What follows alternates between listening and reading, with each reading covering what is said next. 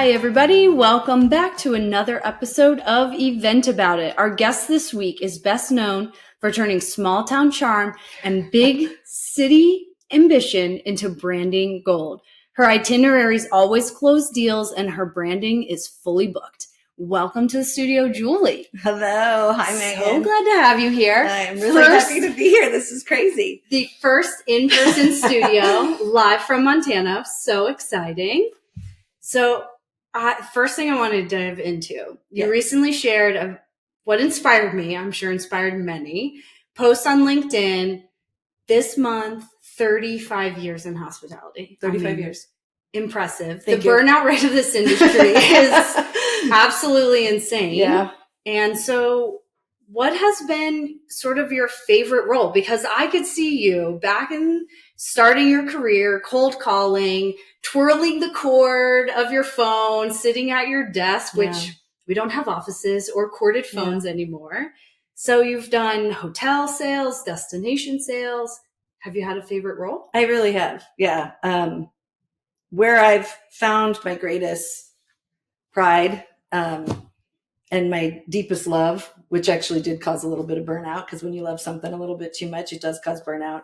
It was being the vice president of sales for Choose Chicago and leading the convention team there for, in total, I spent about 15 years with Chicago, but in that role specifically, it was a little bit over 6.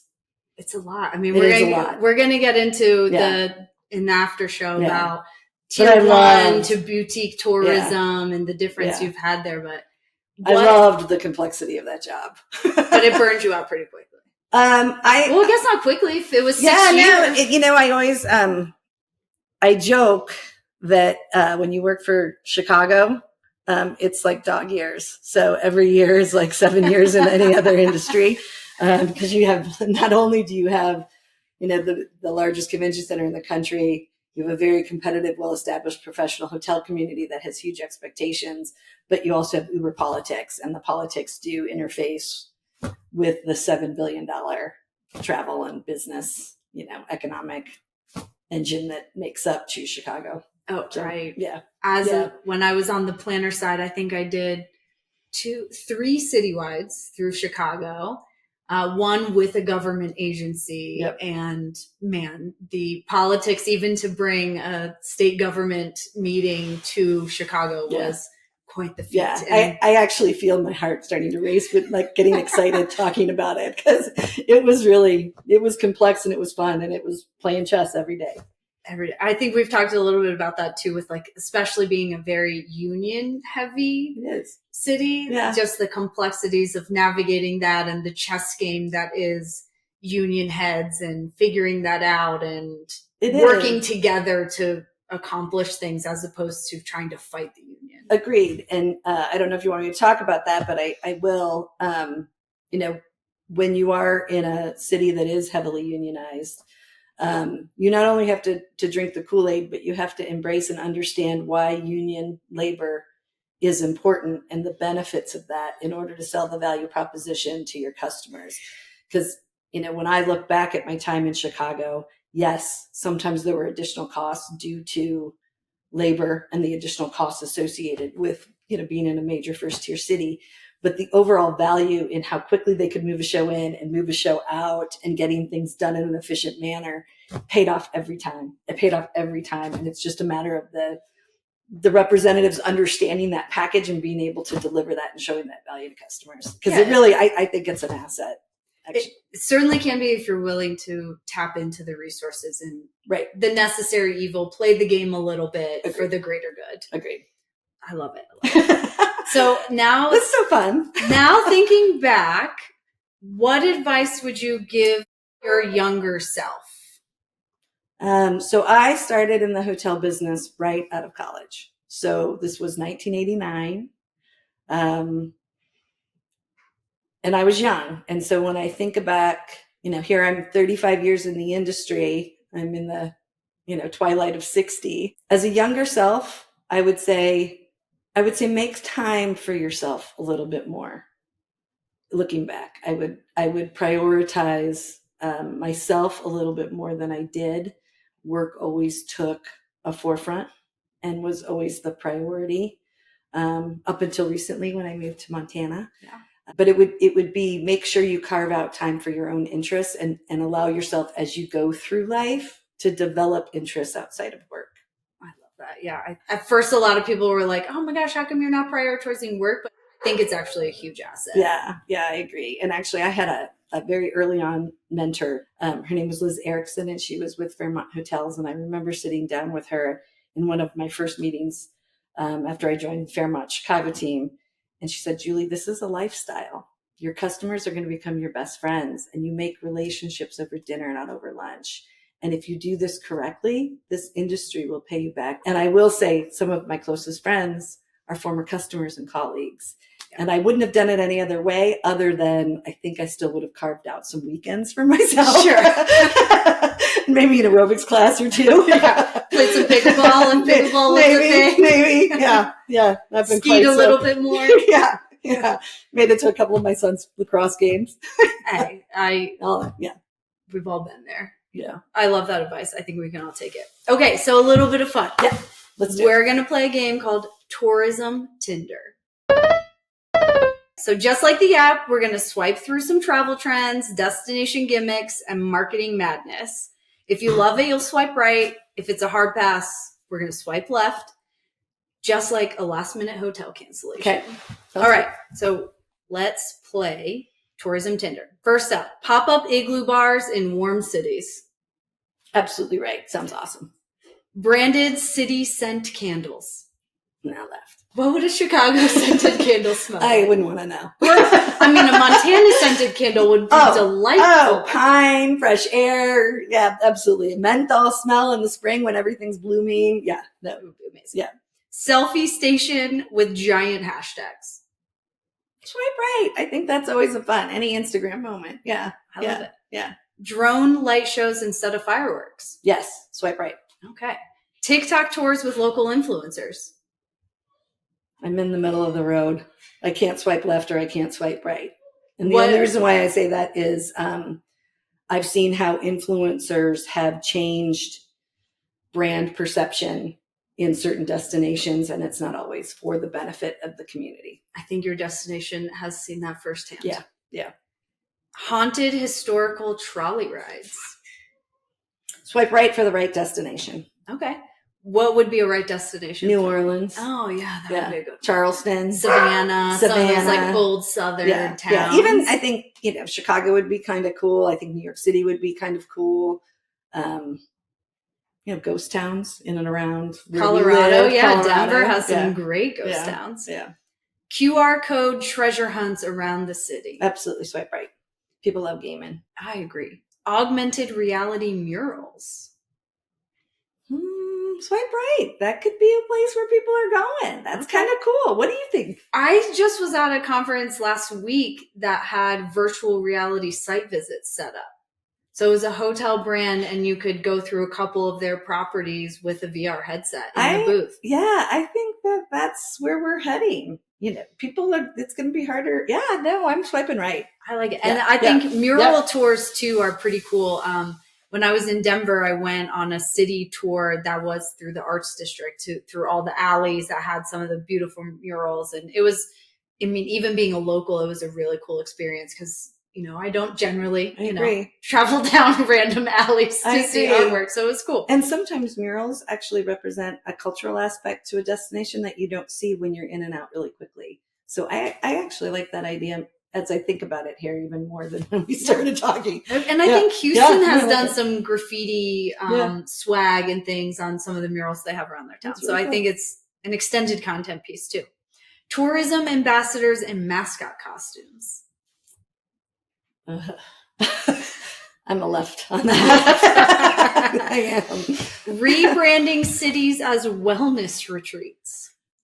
I'm a swipe left on that, but I do believe that wellness is an important part of meetings and events. I think it's an important part of a visitor experience, and you have to speak to it. You just can't necessarily set your brand around wellness. Agreed. I would agree with that. Flash mobs at visitor centers. A blast. Swipe right. Would you use a flash mob anywhere other than a visitor center? Absolutely. Yeah. Absolutely. Where else would you use the flash And mob? actually, I would see it. So in Whitefish, there was a flash mob over Halloween, and it was hilarious. I don't even remember what it was entirely about other than just celebrating Halloween, but it was a group of zombie women that were dressed, and they flash mobbed at the tap house at a bar. Amazing. They flash mobbed on Central Avenue, our main strip, as well as they flash mobbed outside of City Hall. And the fun and the laughter, and they literally stopped everybody from moving and watched a 5-minute, thriller. It was a thriller kind of. It was really fun. I mean, you guys. And it really was fun. Not to tangent, but you guys had one of the best April Fool's pranks. Oh my God. My Bravo heart was so over the moon. I knew it wasn't real immediately, but for those of you, check out Explore Whitefish's April Fool's joke. They announced that Bravo is bringing a Housewives franchise to Whitefish, and I think there were like 400 comments. Oh, it was ridiculous on the Facebook post or something. It was Facebook. Insane. I think we ended up with close to 4,000 comments, and we had over, I want to say it was ridiculous, like 8,000 shares.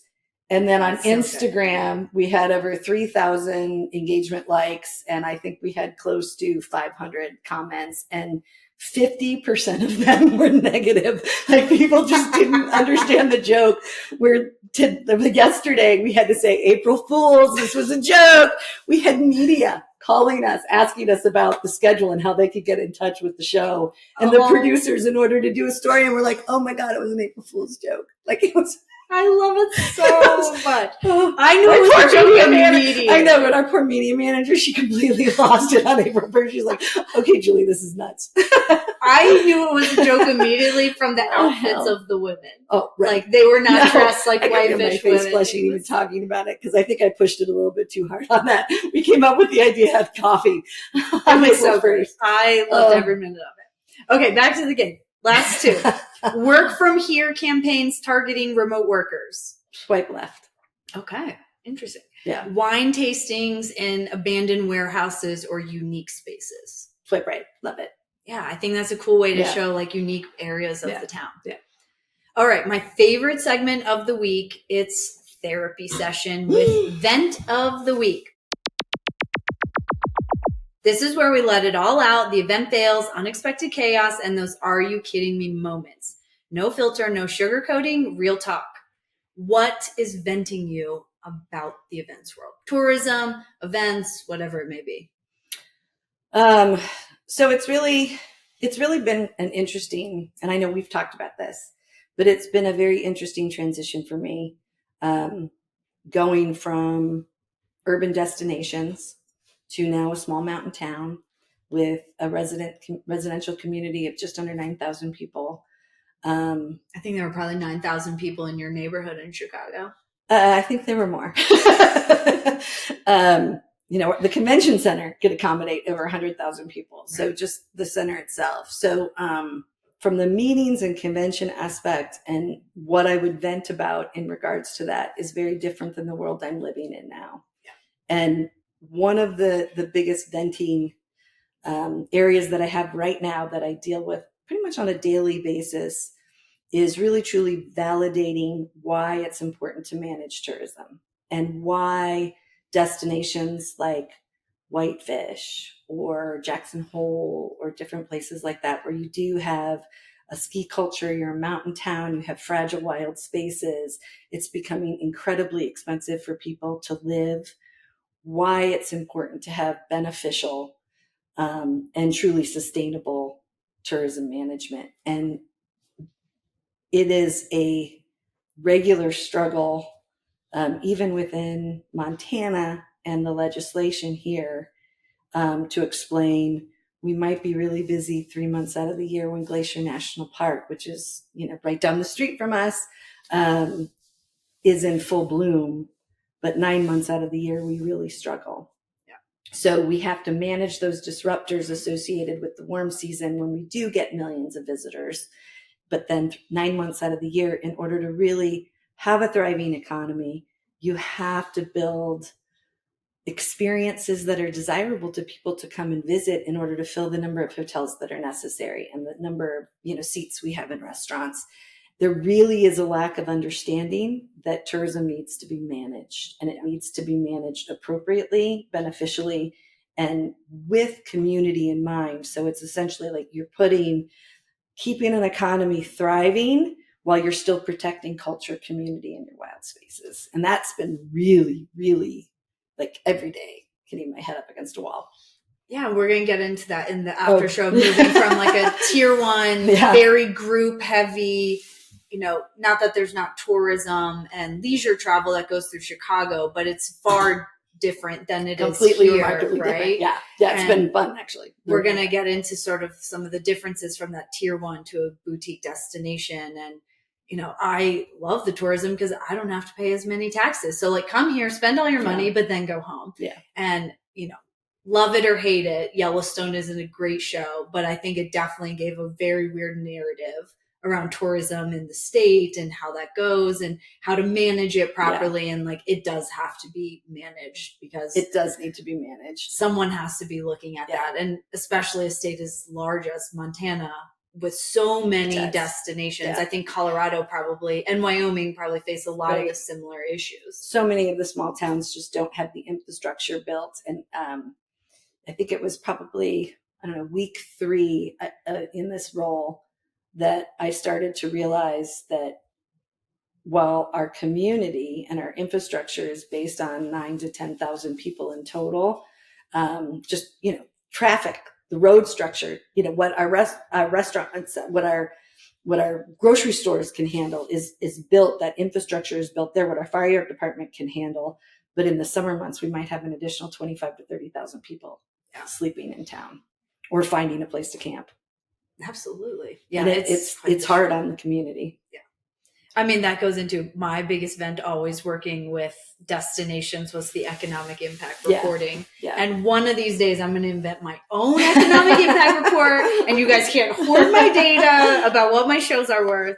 But another topic for another day. But I think those conversations are really important. And you said it does have to be managed. It does. Yeah. Frustrating for sure. Going from a very group heavy destination to a leisure heavy. It's different types of management. Yeah. All right. Last up. Yes. The event about it. Okay. You've been in the industry 35 years. 35 years. You've seen a lot of shows. Yep. You've traveled a lot. All Give us a crazy story, the craziest thing you've seen. Maybe it didn't happen to you. Maybe it happened to a friend. The craziest thing that's ever happened at a show. So I've had a lot of crazy. And just to give you a couple crazy, 9/11, Graph Expo, or actually was it Graph or was it Print? I can't remember which show it was, but we had about 40,000 people in the building at McCormick Place. And the world stopped. And people couldn't leave McCormick Place. We started hearing that the Sears Tower was one of the targets, and managing the chaos, the concern, the fear, keeping people located in McCormick Place while the show stopped. That was crazy. That was just absolutely insane. Having union workers walk off before a major show opens. That was chaos. That was crazy. And trying to keep the director of meetings or the CEO of an association or with the convention customer, like keeping them calm was chaos. But really, truly the craziest experience that I ever had in my 35 years. I did a very short stint in Hawaii. I was there. I wasn't even there more than a year and a half. And I actually took that job to spend more time with my kids because I was unable to work remotely in Chicago. So I actually took that job so I could work from home. But I was doing, which wasn't a thing then. Which wasn't a thing then. No, it wasn't. A thing like it wasn't, because this was, I don't even, 2008 maybe. Yeah. Anyway, we were doing a FAM, and as with so many FAMs, sometimes you go out, you indulge a little bit, you drink too much, and trying to manage a group of FAM. You've got 12 people that are exploring Hawaii and enjoying themselves and drinking Mai Tais and having a great time. And it was our final night, but we were staying at a hotel on Waikiki Beach. And a few of us probably engaged a little bit more than we should have in some in some beverage fun. And at 2:00 in the morning, I had a knock on my door, and it was one of the customers, and he was panicked. And I opened the door, and he was completely naked. He's like, "Julie, let me in. Julie, let me in. Security's chasing me." And I just quickly let this naked man in my room. I shut the door, and I'm like, what's going on? And he's like, "I woke up in the hall and I was naked and security started chasing me." And the next morning, as a representative of the Hawaii Convention Center, I had to talk to security at that hotel as to what happened, and that it wasn't somebody that they had to be worried about. That was the craziest thing that's ever happened to me. A knock at 2:00 in the morning, naked man who happens to be a customer. So many questions. Oh, embarrassing on how this happens. I mean, not embarrassing for you, embarrassing for your customer. Oh my God. But things happen. And actually, we did book the meeting, so it's all good. I mean, then it was all worth it, right? Maybe he was so embarrassed for showing him. It's a little bit too much to drink and maybe an Ambien involved. Those sleeping pills will get you every time, right? I mean, I think you might have to cut this from the podcast. No, this is the best story we've had so far. Definitely not getting cut.